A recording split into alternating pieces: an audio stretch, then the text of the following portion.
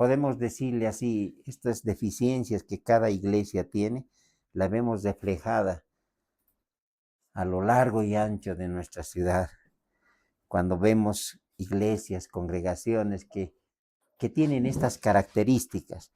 Pero no estamos estudiando estas características para poder juzgar a las iglesias, sino para que nosotros aprendamos y que estas enseñanzas pueden edificar a la iglesia que está ubicada en la ciudad del Alto, en la ciudad de La Paz, a la iglesia que está ubicada a lo largo y ancho de nuestro país. Habíamos quedado en la iglesia de Filipos, ¿sí? ¿Cómo comenzó esta iglesia? En una casa, ¿no? Se habían convertido primeramente una mujer endemoniada, luego a causa esta mujer que tenía el espíritu inmundo, el cual Pablo liberta por el poder de Dios, llega a la cárcel y se convierte un carcelero, quien le dice, señores, ¿qué debo hacer para ser salvo? Y la doctrina fundamental de la iglesia para alcanzar la salvación es: cree en el Señor Jesucristo y serás salvo tú y tu casa. Entonces, vamos a pasar ahora al estudio de la iglesia en Tesalónica. Mire, son 22 iglesias y vamos a ver la número 15, pero vamos a ir rápido. Vaya a Hechos capítulo 17, el verso 1, mientras yo voy borrando.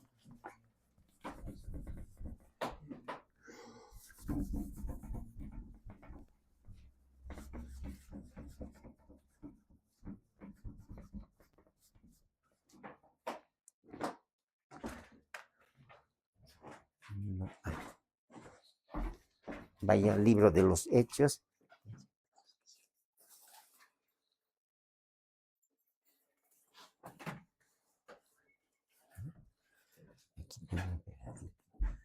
A ver, vamos a ver.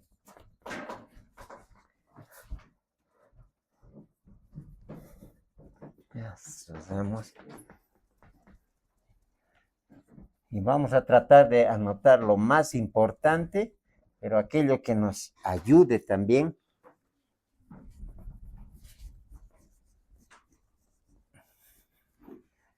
Empezando de lo que es la iglesia en Jerusalén, cómo comenzó, quiénes fueron los primeros maestros, pastores que lo llevaron adelante. Ahora sí.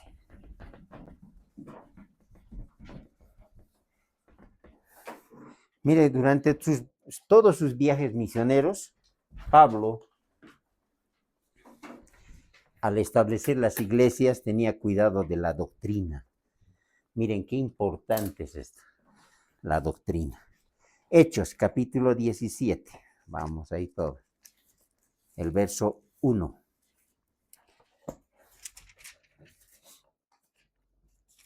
Dice así la palabra del Señor. Pasando por Anfípolis y Apolonia, llegaron a Tesalónica, donde había una sinagoga de los judíos. Ahí estamos. ¿Por dónde llegó Pablo? A Tesalónica, por Anfípolis y Apolonia. Y Pablo, como acostumbraba, fue a ellos y por 3 días de reposo discutió con ellos, declarando y exponiendo por medio de las Escrituras que era necesario que el Cristo padeciese y resucitase de los muertos, y que Jesús, a quien yo os anuncio, decía, él es el Cristo. Y el verso 4 dice, y algunos de ellos creyeron y se juntaron con Pablo y con Silas, y de los griegos piadosos gran número, y mujeres nobles no pocas. Entonces, ¿dónde se fundó esta iglesia? Vamos a ver. Vamos aquí, la iglesia en Tesalónica.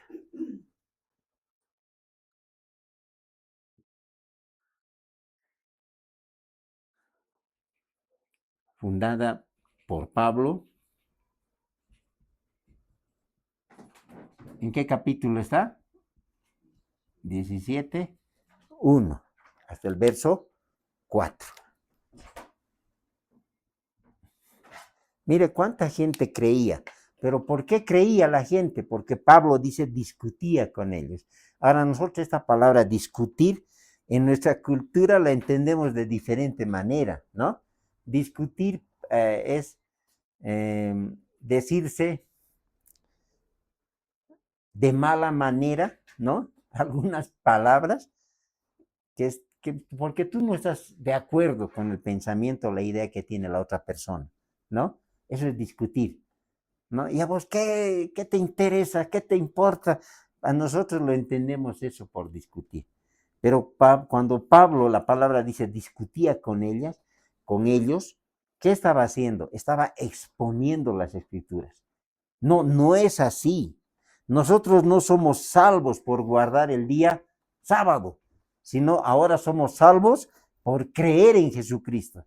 Porque Él vino, Él fue el Cordero de Dios que quitó el pecado del mundo. Él fue quien se ofreció su vida por nosotros y expió nuestros pecados. Estaba discutiendo con doctrina, no con costumbres, no con que si tú haces o no haces. Él estaba discutiendo y exponiendo la palabra de Dios. Y dice en el verso 4, algunos de ellos creyeron. Hubo gran cosecha de almas. ¿Alguien puede dar lectura al verso 4?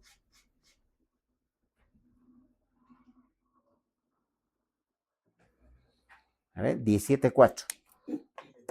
Y algunos de ellos creyeron y se juntaron con Pablo y con Silas, de los griegos piadosos, gran número, y mujeres nobles no pocas. ¿Qué le parece? Gran número. Pero estas personas acusaron a Pablo, ¿no? Los judíos que no creían en él, el verso 5 dice, teniendo celos, tomaron consigo algunos ociosos, mire, hombres malos, y juntaron una turba, alborotaron la ciudad y asaltando la casa de Jason procuraban sacarlos al pueblo. ¿A quiénes llama esos ociosos? Hoy en día cuando nosotros vemos ese tipo de manifestaciones, marchas, ¿no? ¿A quiénes juntan primero? A esos ociosos, a esas personas que no hacen nada, que pueden hacer cualquier cosa por dinero. Y no es una novedad, eso se hacía desde tiempos atrás. Y miren quiénes los hacen. Judíos que no creían, que tenían celos. Ahora, cuando nosotros aprendemos la palabra, ¿cuáles son las obras de la carne? Pleitos, celos, iras, contiendas, disensiones, herejías, son las obras de la carne. Pero ¿cuáles son los frutos del Espíritu? Gozo, paz, paciencia, benignidad, bondad, fe, mansedumbre, templanza. Qué diferente, es todo lo contrario. ¿Sabe? Un corazón sano se alegra con el éxito de los demás. ¿Qué quiere decir eso? Sí, aquí en la iglesia, Dios empieza a utilizar a algunos de ustedes, amados hermanos, le da el don de lenguas y a otro hermano le da el don de interpretación de lenguas. De repente tenemos profecía dentro de la iglesia. Una profecía es aquello que va a ocurrir en un futuro. Nosotros no sabemos lo que va a ocurrir, pero Dios lo sabe y nos las puede revelar. ¿Sí? Y un hermano tiene ese don. ¿Qué debe hacer la iglesia? Ay, no, ¿cómo le va a dar al hermano? Nosotros tenemos que recibir esas bendiciones, ¿así? No, un corazón sano se alegra, dice, amén, Dios nos ha visitado por medio de la vida de este hermano o de esta hermana. Ese es un corazón sano.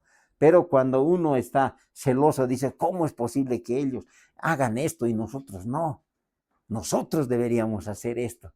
Nosotros somos judíos, nosotros observamos la ley, nosotros guardamos el sábado y era todo ellos. Yo. Cuando tú vienes a los pies de Cristo, tu yo no existe. Ya no vivo yo, mas Cristo vive en mí. Y todo lo que hago, ¿lo hago en qué? En el amor de Dios. Todo lo que yo hago es porque Dios pone en mi corazón. Cuando alguien te maldice, tú le bendices. Es lo que Dios pone en tu corazón. ¿Sí? Nosotros ya no tomamos venganza por propia mano. Dice, mía es la venganza, dice el Señor, yo pagaré. Hebreos recalca y dice, horrenda cosa es caer en manos del Dios vivo. Ahora, las personas que hablan mal de la iglesia, que hablan mal de los hermanos, no son dignas de juicio, son dignos de misericordia. Sí, recuerde siempre esto. Ahora, el verso 6, mire lo que dice, 17:6.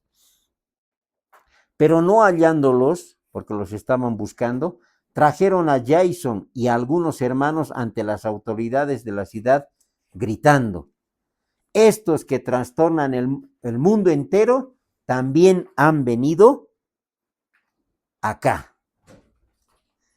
¿Qué hacían estas personas de Tesalónica? Acusaban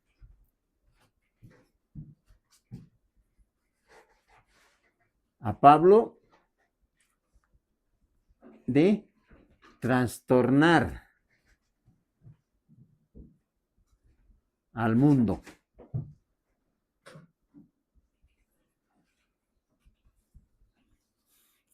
Estamos aquí vamos a poner 17:4, 17:6. Miren cómo es la impotencia que tiene él. No lo habían encontrado a Pablo ni a Silas, y a quién llevan a uno de los hermanos, Jason, dice.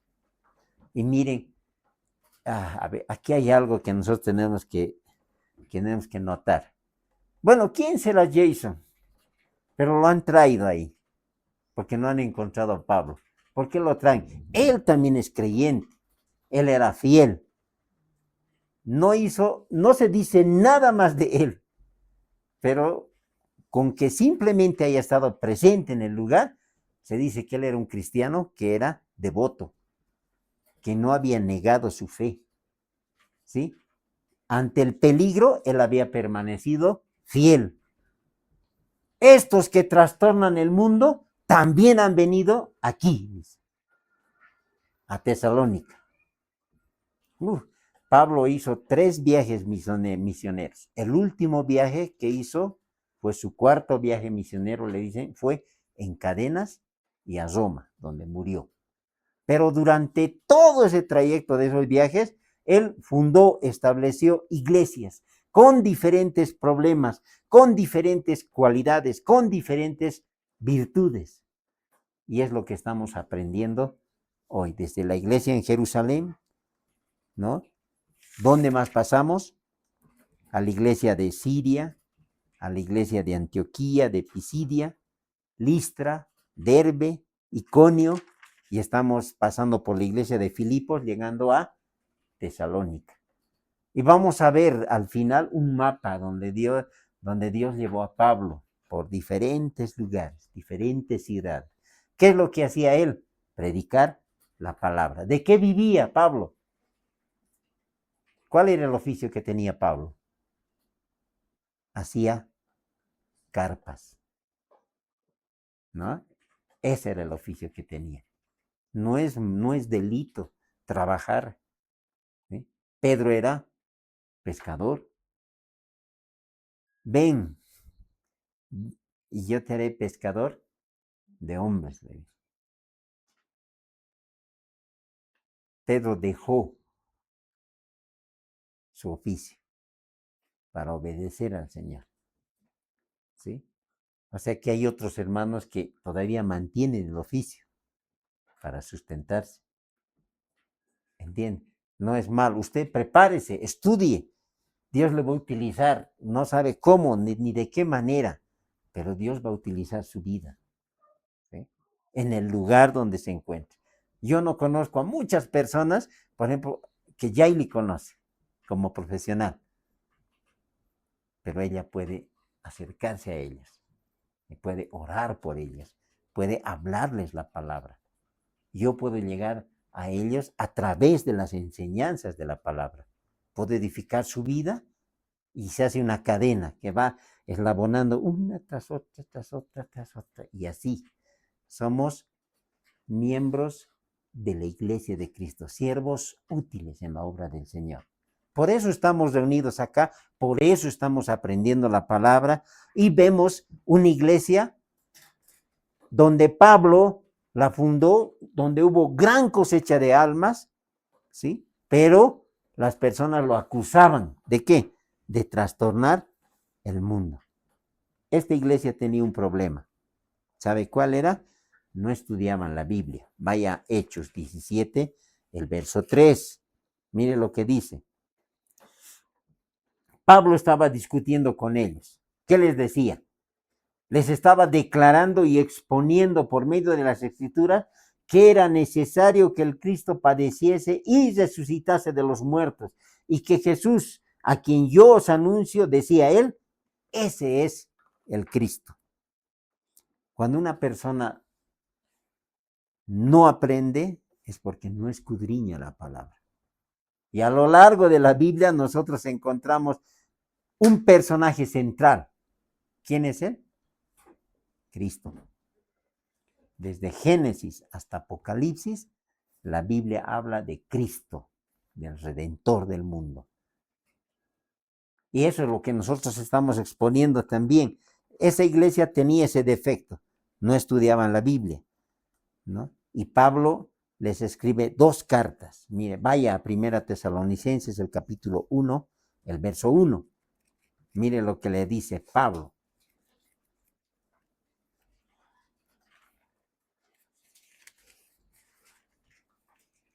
Pablo, Silvano y Timoteo a la iglesia de los tesalonicenses. En Dios Padre y en el Señor Jesucristo, gracia y paz sean a vosotros de Dios nuestro Padre y del Señor Jesucristo. Pablo manda una carta de salutación ya a la iglesia establecida. Ahora vaya a 2 Tesalonicenses, el capítulo 2, el verso 1. Mire lo que dice. Pero con respecto a la venida de nuestro Señor Jesucristo y nuestra reunión con Él, os rogamos, hermanos, les está hablando, ya va a venir el Señor, y no se dejen mover fácilmente de vuestro modo de pensar, ni os conturbéis, ni por espíritu, ni por palabra, ni por carta, como si fuera nuestra, en el sentido de que el día del Señor está cerca. Nadie os engañe en ninguna manera, porque no vendrá sin que antes venga la apostasía y se manifieste el hombre de pecado, el hijo de perdición. Dice, no se dejen mover fácilmente. ¿Sabe? Pastor, dice que va a ocurrir ya el fin del mundo, dice que ya va a venir, el Señor ya está cerca.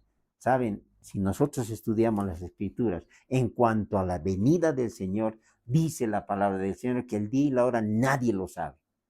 Segundo, ¿no? ¿Cuándo empezará a manifestarse el inicuo, el hombre de pecado? Cuando la iglesia sea arrebatada. Eso es lo que dice la iglesia. Y nosotros estamos aprendiendo es que nadie te mueva de la manera que tienes de pensar. No, dice el Señor, hace tiempo que están predicando la venida del Señor y hasta ahora no pasa. Mi papá siempre hablaba de eso y hoy en día mi abuelo hablaba, mi papá seguía hablando y hoy en día siguen hablando de eso y nunca viene el Señor. Pero la palabra del Señor dice que Él no es que es por tardanza, sino por amor a nosotros. Todavía nos da un poco de tiempo para que mucha gente más se arrepienta. Estaba viendo algunas estadísticas y ¿sabe qué dice? Cada segundo, 3 personas mueren. Ya póngale un minuto. Cada minuto mueren 3 personas. Hemos empezado la reunión a las 9:30. Pasaron media hora. Si en cada minuto mueren 3 personas que se condenan y van al infierno, simplemente póngale en media hora cuántas personas están yendo al infierno, mientras nosotros tenemos el privilegio de poder estar edificando nuestras vidas. ¿Qué hace la iglesia? ¿Qué hacemos nosotros? Cuando el Señor dice, yo no he venido a condenar al mundo, sino a salvarlo. Pero Señor, si tú tardas más, según las estadísticas, más son los que se condenan que los que se salvan. Es un trabajo que el Señor nos ha dado. ¿Cuál es la gran comisión de la iglesia? Id y predicad el evangelio a toda criatura. Mire, o sea que no son hijos de Dios. El que creyere y fuere bautizado será salvo. Son criaturas, porque todos fueron creados por Dios. Pero ¿cómo dice eso, pastor? La palabra dice, en el vientre de mi madre me formaste. Él nos formó. ¿Sí? Un gran misterio. ¿En qué momento viene el espíritu a la vida de la persona? Recuerden, los animales tienen cuerpo y alma, pero el hombre tiene, las personas tienen cuerpo, alma y espíritu. ¿Quién da el espíritu? Dios. ¿Quién forma a las personas dentro del vientre de nuestra madre? Dios. ¿Quién hace posible que nosotros lo conozcamos? Dios. Somos hechura suya, hechos a imagen y semejanza de Dios. Fuimos creados con un propósito, el de alabar a Dios. Pero las personas no le alaban porque no le conocen. No han nacido de nuevo, son criaturas. Cuando nosotros lo aceptamos al Señor, venimos a ser hijos de Dios. Nuevas creaciones, nuevas criaturas. Por eso le alabamos a Él. Esta mañana venimos y le cantamos, venimos y le adoramos, venimos y escudriñamos su palabra. Cuando usted ora, ¿qué le dice al Señor con sus palabras? Pastor, no sé hablar. ¿Sabe qué es orar? Simplemente es tener un diálogo con el Señor. ¿Cómo hablamos con las personas? ¿Cómo hablas con tu mamá, Anet? Oh, querida señora, excelentísima madre, te ruego pues que me sirvas ahora un poco de almuerzo. Así le dice. No, con tus palabras le dice, mami, tengo hambre, ¿no? ¿Me puedes invitar? O sea, le dices con tus palabras. Esa es la manera de hablar con Dios. Señor, gracias. Que tus palabras no sean rebuscadas, que no sean adornadas. En su momento, saben, una vez les hablé del lenguaje pastoral, ¿no? El lenguaje pastoral es muy diferente. Pero el lenguaje que un hijo debe tener con su padre es muy diferente. El lenguaje pastoral es como un protocolo. Usted no le va a ir a decir, ¿no? ¿Cómo se llama nuestro presidente? ¿Cómo se llama nuestro presidente? ¿Oramos por nuestras autoridades? No estamos orando. Por eso no sabemos, no nos acordamos su nombre. A ver, un detalle. Es hijo de Jaime Paz Zamora. ¿Cómo se llama nuestro presidente? Ah, muy bien. Rodrigo Paz Pereira, ¿no? No es Paz Zamora. Pereira por parte de su madre. Paz por parte de su padre. Estamos orando por nuestro presidente. Es un cabezón, dicen. Pero la palabra nos dice, orad por vuestras autoridades, porque todas son establecidas por Dios. El protocolo es cuando se acerca uno al presidente, señor presidente, es un protocolo, es un lenguaje muy diferente, ¿sí? Pero cuando tú te acercas a Dios, Dios te da ese privilegio. Algunos le dicen, papito, yo escucho las oraciones de algunas hermanas, papito, ¿sí? ¿Cómo voy a pagarte? Otros le dicen, Señor, lo que te nace en el corazón. ¿Tú qué le dirías? ¿Cómo te acercas a Él? Él es tu Padre. Mire, hace mucho que nosotros tenemos que aprender la palabra de Dios. Pablo les escribe cartas, les indica que ellos no estudiaban, por eso les refutaba, les enseñaba por medio de las escrituras que Él es el Mesías prometido, que Él es el Cristo de quien hablan las escrituras. Muchos van simplemente por costumbre y no conocen. Y los creyentes en esa iglesia eran buenos testigos, dice.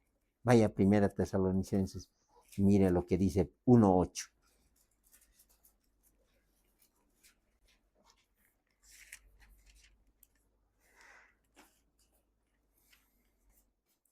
El verso 7 dice, mire, de tal manera que habéis sido ejemplos a todos los de Macedonia y de Acaya que han creído, porque partiendo de vosotros ha sido divulgada la palabra del Señor, no solo en Macedonia y Acaya, sino que también en todo lugar vuestra fe en Dios se ha extendido, de modo que nosotros no tenemos necesidad de hablar nada. Mire, se había extendido su fama de que eran buenos creyentes. Ahora, yo te pregunto a ti, tú eres creyente, ¿cómo te conocen en el lugar donde estás? ¿Cuál es tu fama? ¿Cuál es, no? ¿Cómo te ve la gente? ¿Qué habla de ti? Hasta cuando eres estudiante puedes destacar, no es un buen estudiante, es hermano o cristiano es, ¿sí? O hablan mal de ti. Tenían buena fama. ¿Saben por qué? Eran perseguidos por su fe. Mire, vaya ahí el capítulo 2, verso 14, 1 Tesalonicenses. Mire lo que dice la palabra. Porque vosotros, hermanos, vinisteis a ser imitadores de las iglesias de Dios en Cristo Jesús, que están en Judea, pues habéis padecido de los de vuestra propia nación las mismas cosas que ellos padecieron de los judíos. Los estaban persiguiendo, eran perseguidos. Lo que nos acontece a nosotros, lo que te acontece a ti, si alguna vez alguien habla mal de ti, no es algo extraño. Estas cosas van a pasar. Pero, pastor, a mí no me han dicho eso, sí, porque cuando alguna vez dicen, hermano, venga aquí, pase adelante y se van a acabar sus problemas. Mentira, ese es un falso evangelio. Cuando nosotros venimos a los pies del Señor, empiezan nuestros problemas, porque la gente, ¿qué hace? Te rechaza. ¿Qué hicieron con Jesús? Lo azotaron, lo golpearon, lo encarcelaron, lo crucificaron. Y el Señor dice, si esto hacen con el árbol verde, ¿qué no harán con el tronco seco? El discípulo no es mayor que su maestro. Así que, ¿estamos dispuestos a pagar el precio? Sí. La promesa es que Dios siempre va a estar ahí contigo. Esa es la promesa. No te dejaré ni te desampararé. Como estuve con Moisés, así estaré contigo. Esa es una promesa. Dios no te deja. Grande el milagro. ¿Sí? Mire, ahí en el capítulo 3 de 1 Tesalonicenses.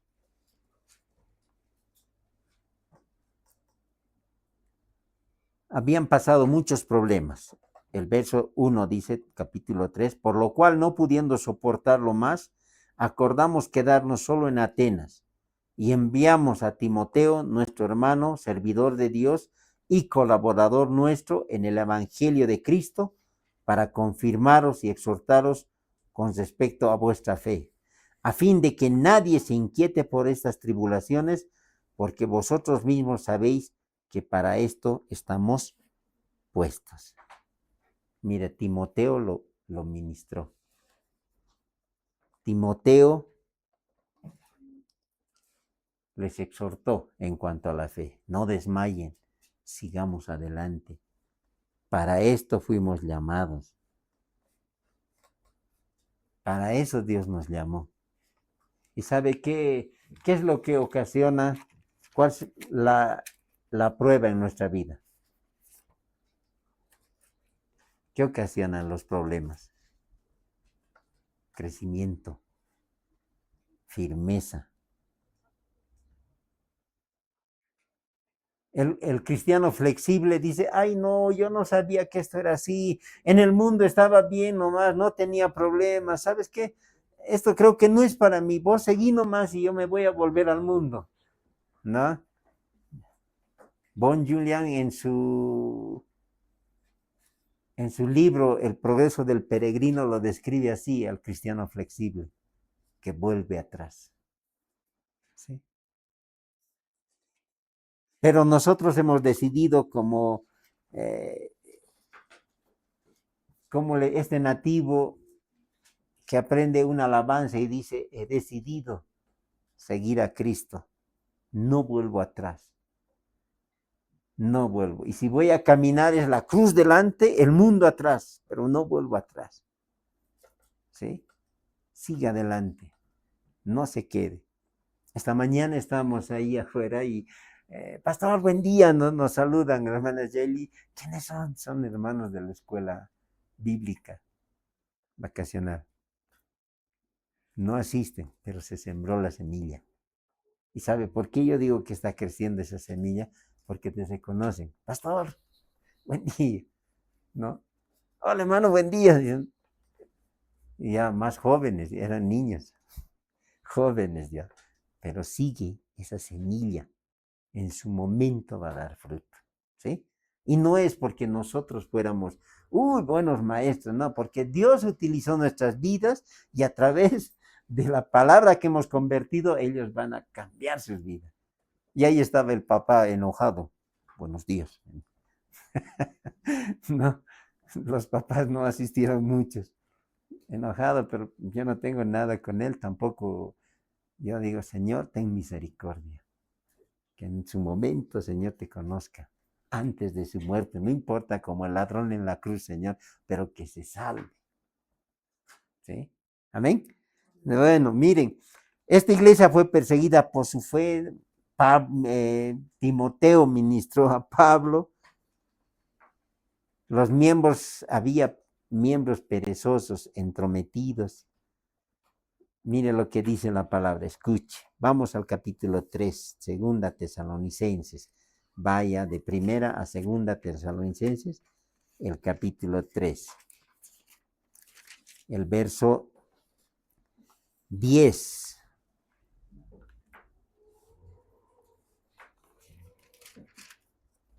Miren, es requisito de los diáconos, pero dice, y estos también sean sometidos a prueba primero, y entonces ejerzan el diaconado si son irreprensibles. Pero ¿a quiénes les está hablando? Desde el verso 8 leamos.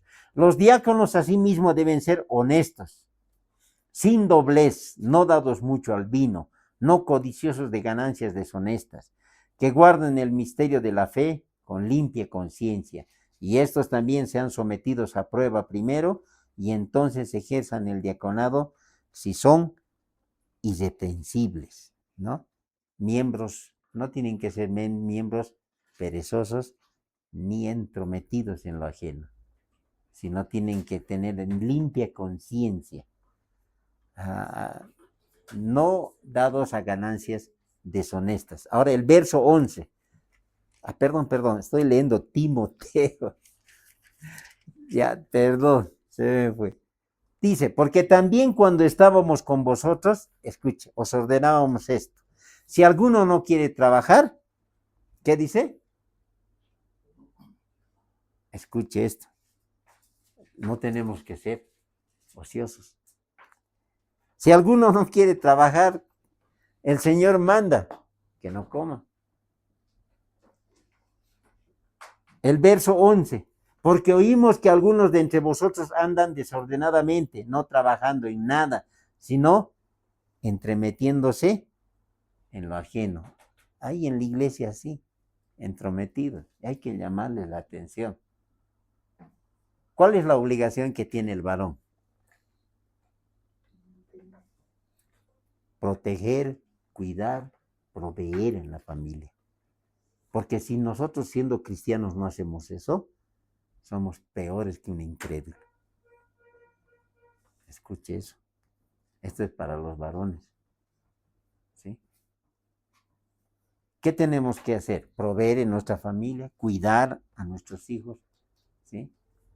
A nuestras esposas. Por eso nosotros las cuidamos a las mujeres. No es porque sean débiles, sino la actividad que realiza una mujer dentro del hogar es muy diferente. Las mujeres son bien fuertes, pero bien débiles a la vez.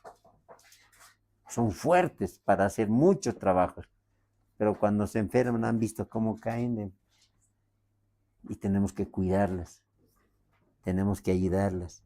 Ahora, el verso 14 y 15, mire lo que dice del mismo capítulo 3. Pero si alguno no obedece a lo que decimos por medio de esta carta, dice, hermana Sara, buen día. A este señaladlo y no os juntéis con él para que se avergüence. Mas no lo tengáis por enemigo, sino amonestadle como hermano. Mire, ¿qué le parece? Señálenle, ese hermano es un flojo, no se junten con él. Pero amonéstenle como hermano, no lo tengan como enemigo. Y el Espíritu de Dios lo va a redarguir. ¿Sí? ¿Es interesante o no la forma en que debemos de, y la palabra nos enseña a nosotros que debemos hacer? Es bueno al hermano ayudarle en su necesidad, pero si todos los domingos viene a pedir ayuda, ay no, como iglesia no estamos ayudando. Ahora recuerde esto, hay personas que han visto que los hermanos son de buen corazón y andan de iglesia en iglesia, ¿sí? Pidiendo una colaboración, porque tiene un problema, etcétera, etcétera, etcétera. ¿Serán inventos, serán verdades? No lo sé. Pero la palabra de Dios nos dice cómo debemos actuar. ¿Entiende? Muy bien, sigamos. El siguiente es, vamos a Hechos 17:11, la iglesia en Berea. ¿Alguien da lectura, por favor? Hechos capítulo 17, el verso 11. Esta iglesia es alabada por su conocimiento y por el amor que mostraba. Adelante. ¿Quién lo tiene? Yaili, da lectura. La palabra de Dios dice así: y estos eran más nobles que los que estaban en Tesalónica, pues recibieron la palabra con toda solicitud, escudriñando cada día las escrituras para ver si estas cosas eran así. Esta iglesia era alabada. ¿Por qué? Por su conocimiento, primero. Porque escudriñaban a ver si realmente es así, ¿no? ¿Cómo es? Y por su amor.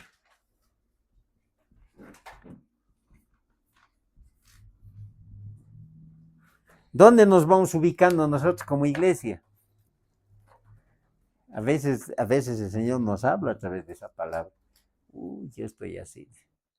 Y de repente te redarguye. No es vergüenza. Tampoco nadie te está viniendo a señalar con el dedo.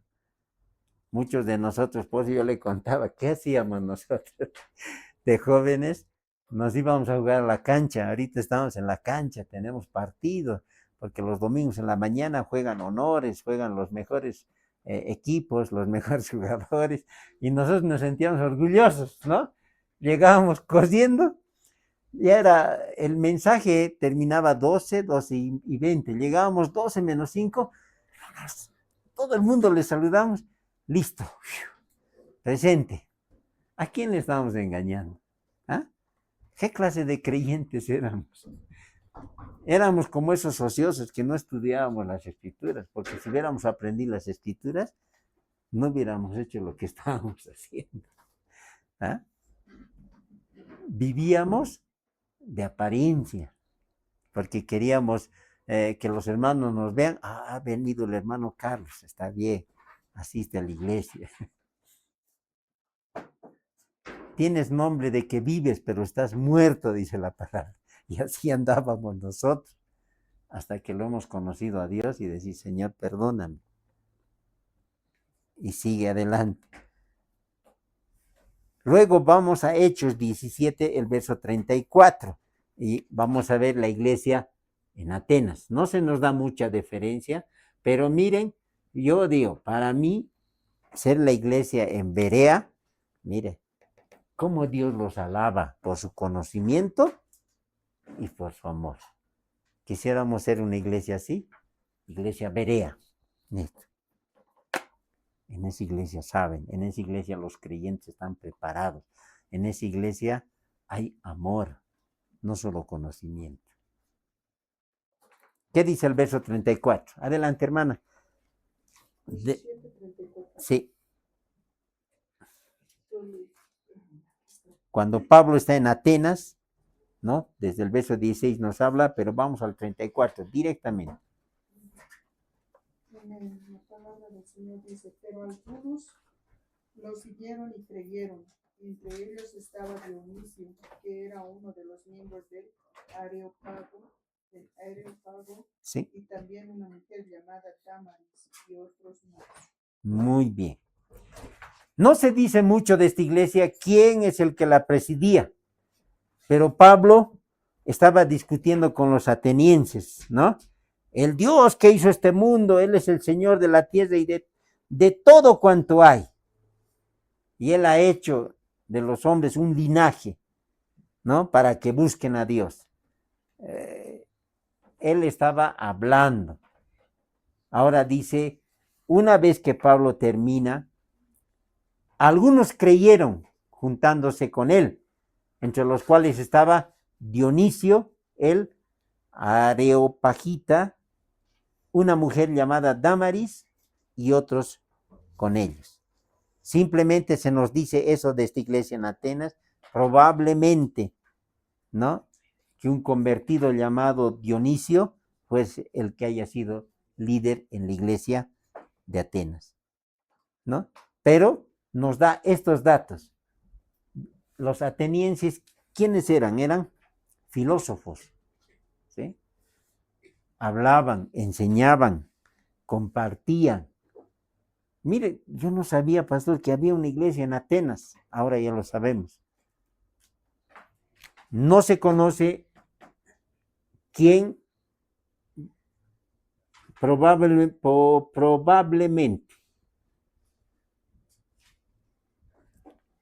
la dirigió o la encabezó este hombre, Dionisio. Y también estaba, ¿quién más? Una hermana llamada Damaris. Este nombre lo he escuchado, ¿no? Algunas hermanas les ponen a sus hijos, ¿no? Damaris. Miren, 2 iglesias en el libro en el capítulo 17. Ahora vamos a la iglesia de Corinto. La iglesia más conocida, en el capítulo 8. Pablo llega a Corinto, ¿no? Capítulo 18, verso 1. Después de estas cosas, Pablo salió de Atenas. ¿Y dónde se fue? A Corinto. Y cuando llega a un lugar, ¿qué hace Pablo? Este lugar está bien para vacacionar, dice. No, ¿qué hace? Lo primero que habla es la palabra de Dios y establece una iglesia en Corinto. El verso 2. Y halló un judío llamado Aquila, natural de Ponto, recién venido de Italia con Priscila su mujer, por cuanto Claudio había mandado que todos los judíos saliesen de Roma. Y Pablo fue a ellos.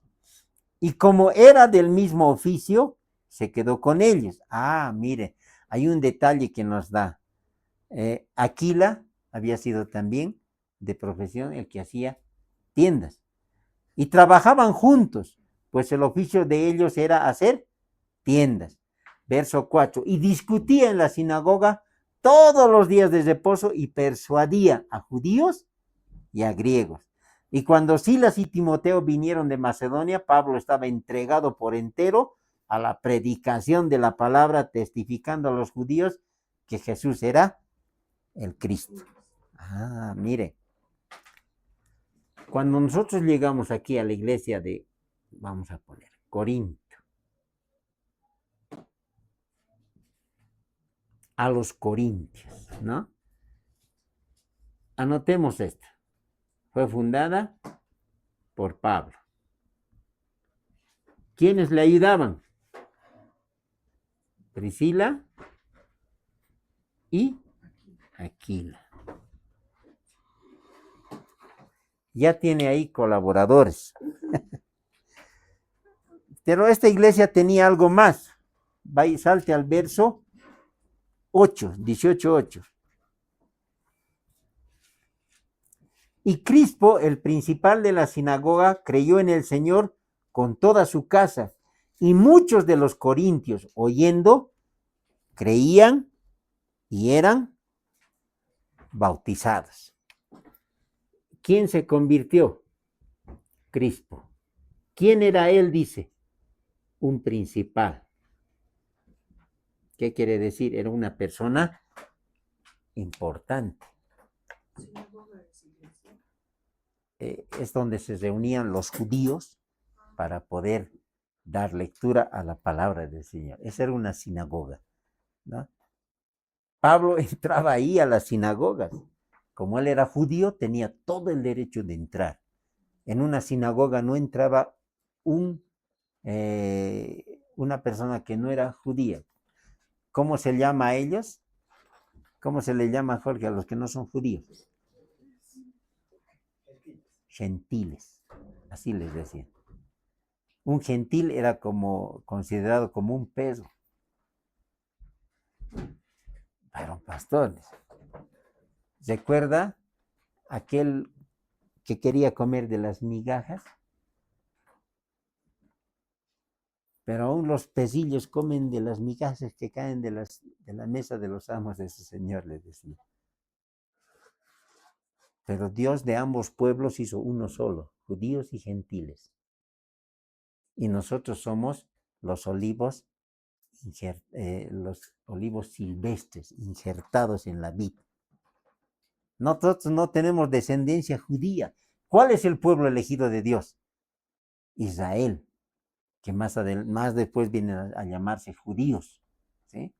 Ellos tienen su genealogía, descendientes de Abraham.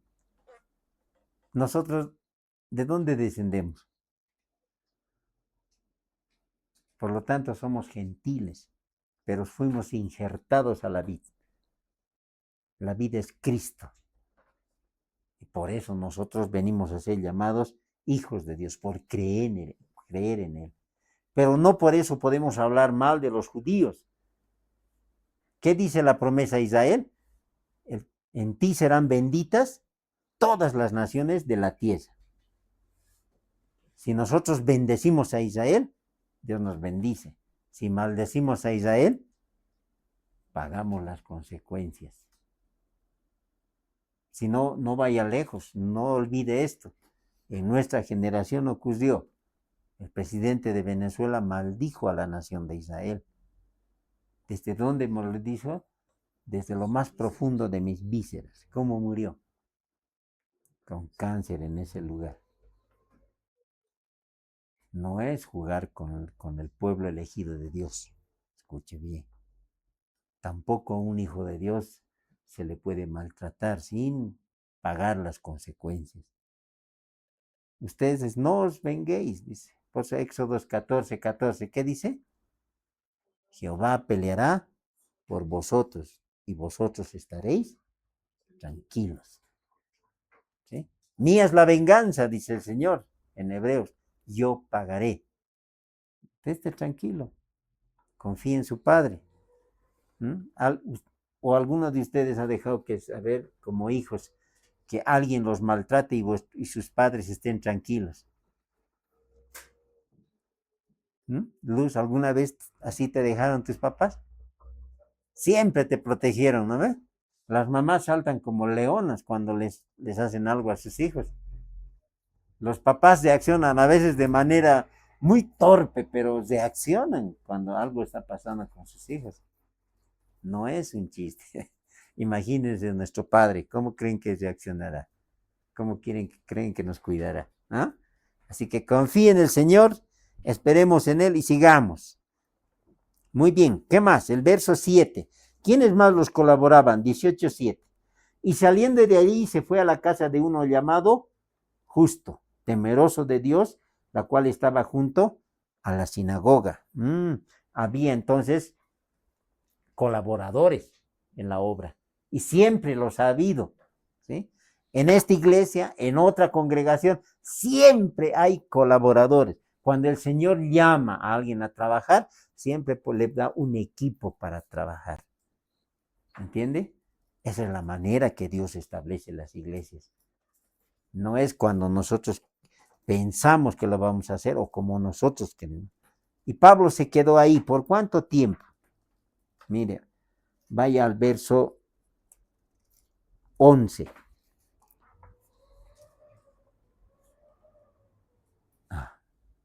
Antes, quiero el verso 9, leamos el verso 9 y 10.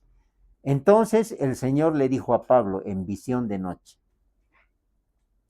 no temas, sino habla y no calles, porque yo estoy contigo y ninguno pondrá sobre ti la mano para hacerte mal, porque yo tengo mucho pueblo en esta ciudad.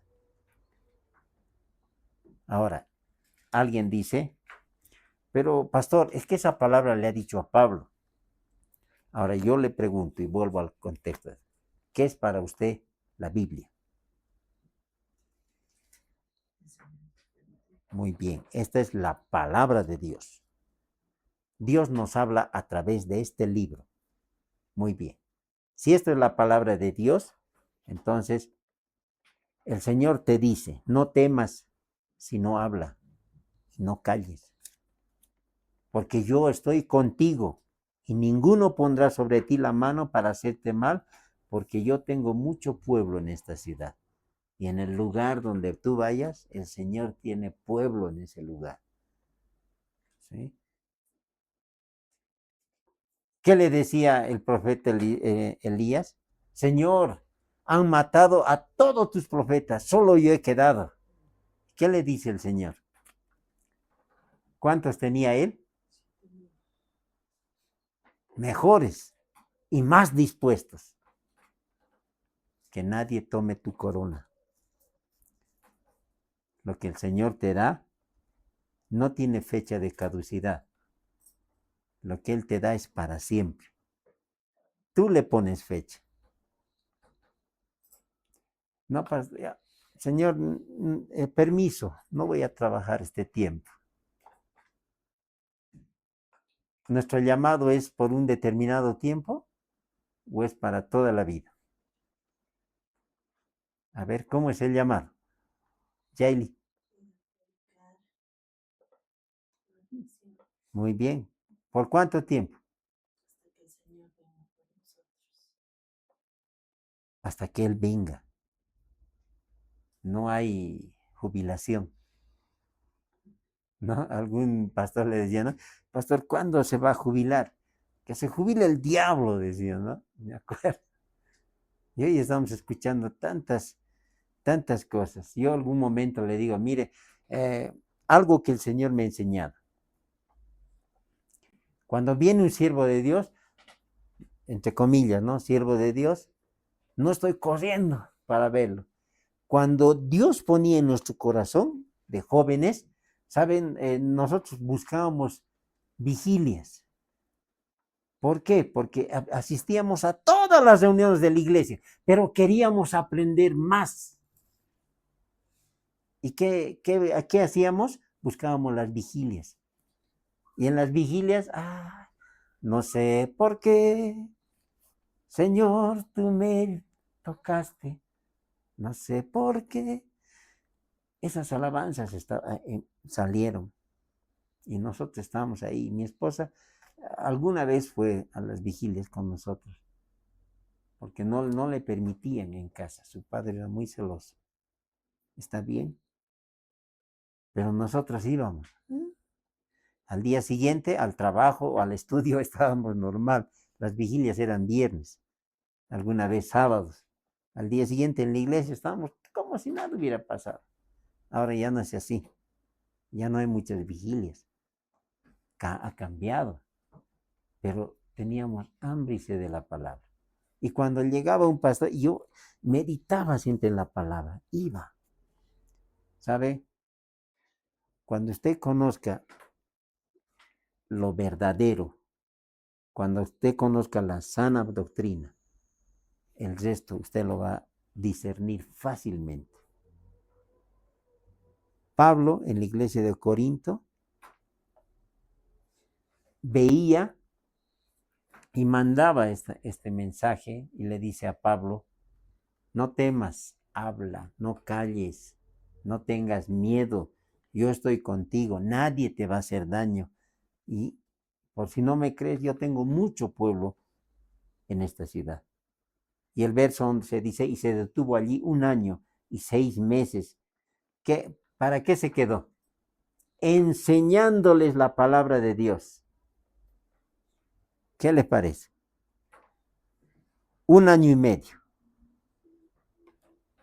Pero mire lo que dice el verso 12. Pero siendo Galión procónsul de Acaya, los judíos se levantaron de común acuerdo contra Pablo y le llevaron al tribunal, diciendo, este persuade a los hombres a honrar a Dios contra la ley. Y al comenzar Pablo a hablar, Galión dijo a los judíos, si fuera algún agravio o algún crimen enorme, oh judíos, conforme al derecho, yo os toleraría. Pero si son cuestiones de palabras y de nombres de vuestra ley, vedlo vosotros, porque yo no quiero ser juez de estas cosas. Y los echó del tribunal. Entonces todos los griegos, apoderándose de Sóstenes, principal de la sinagoga, le golpearon delante del tribunal, pero a Galión nada se le daba de ello, no le avisaban. Mire, ¿qué le parece? Su impotencia al no poder hacer esto. Yo no me quiero meter en estas cosas, decía, porque había escuchado muchas cosas que habían pasado. Y hoy en día, ¿sabe? Le digo, la iglesia no tenga miedo. Ay, dice que las leyes nos van a hacer esto, aquello. Confía en Dios, espere en Dios. Dios tiene el control en sus manos, ¿sí? ¿Ha visto que ahora que tenemos? Comentaba la gente, un pollo, hermano, costaba 120. Ahora están vendiendo 4 pollos en 100. ¿Qué le decía yo? Les decía a mi familia, esperen con calma, todo va a volver. Confíen en Dios, Dios tiene el control, no te dejaré, dice el Señor, no te desampararé. Y durante ese tiempo hemos tenido siempre algo para llevarnos a la mesa. Amén, agradecidos con el Señor. Creo que hemos comido mejor todavía ese tiempo. Gracias a Dios. Entonces, terminemos con la iglesia en Corinto, ahí vamos a quedar. Pero esta iglesia experimentó confusión. ¿Qué pasó con la iglesia en Corintio? Vaya por favor a 1 Corintios, el capítulo 1, el verso 2 al 12 directamente, vámonos. Dice, quiero decir que cada uno de vosotros dice, yo soy de Pablo, yo soy de Apolos, yo soy de Cefas, yo de Cristo. ¿Acaso está dividido Cristo? Mire, empieza una confusión. Ahora, saltemos al verso 26. 1:26. Dice el Señor, pues mirad vosotros, hermanos, vuestra vocación, que no sois muchos sabios según la carne, ni muchos poderosos, ni muchos nobles. Había sabiduría, pero terrenal. ¿Por qué los intelectuales, como se le llama entre comillas, no pueden ser salvos? ¿Por qué cuando leen esta palabra es un libro más para ellos? ¿Por qué no lo pueden discernir? ¿Por qué no lo pueden entender? Porque esto se ha de discernir espiritualmente.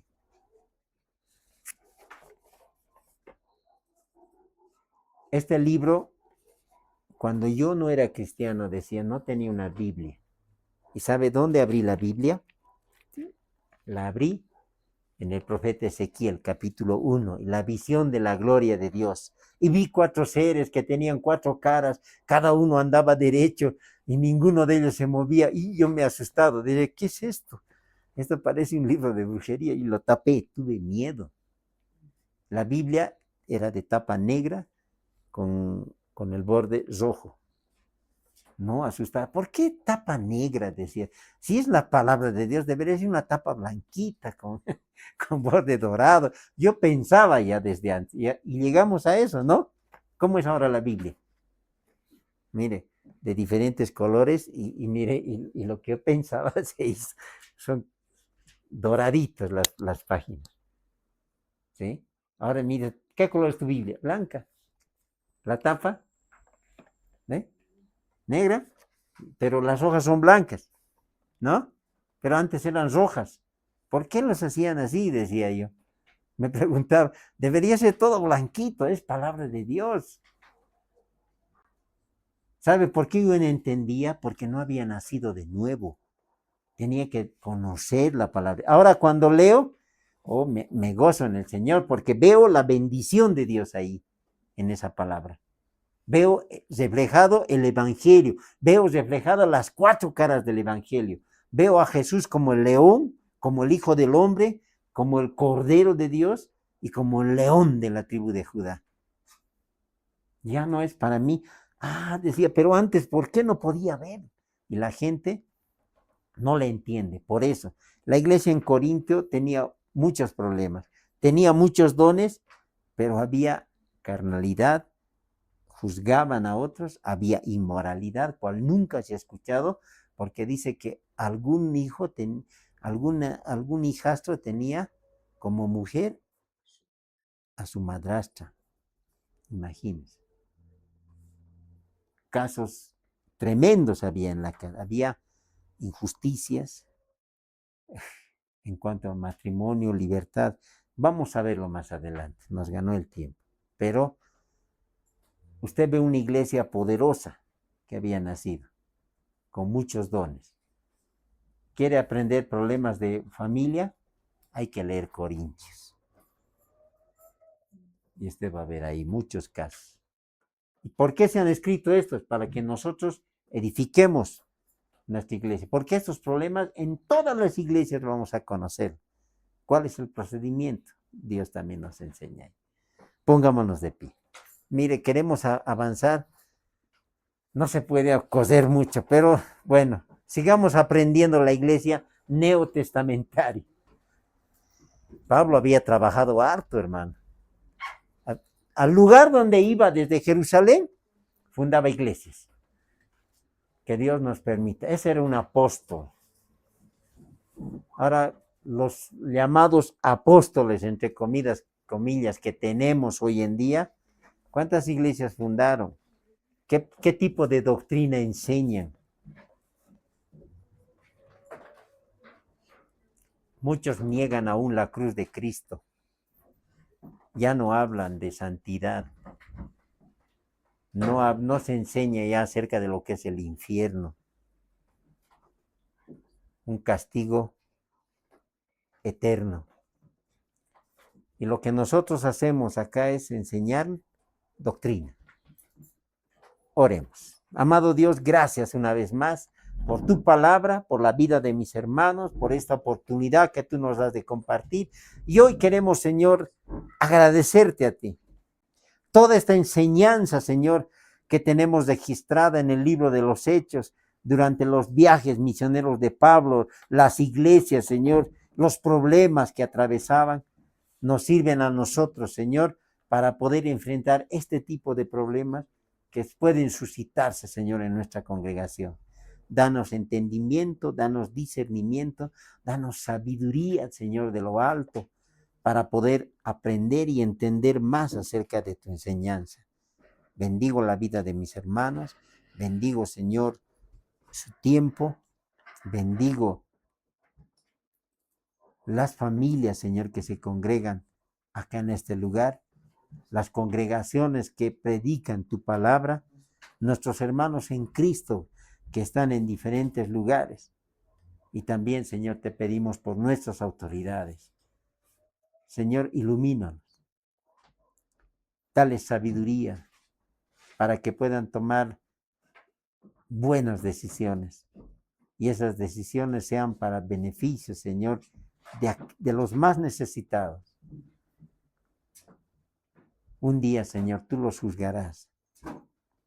Pon, Señor, en su corazón temor y temblor hacia ti, Señor. Gracias, bendito Dios. Todo esto te agradecemos y te lo pedimos en el nombre de nuestro Señor y Salvador Jesucristo. Así sea. Y todos juntos decimos, amén.